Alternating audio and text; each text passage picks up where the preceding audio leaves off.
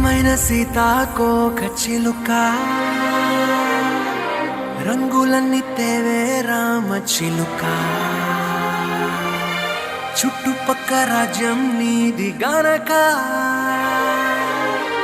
రక్క విప్పి రావే బిడియ మనక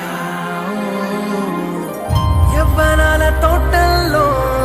నిన్న మొన్న ఏనాడు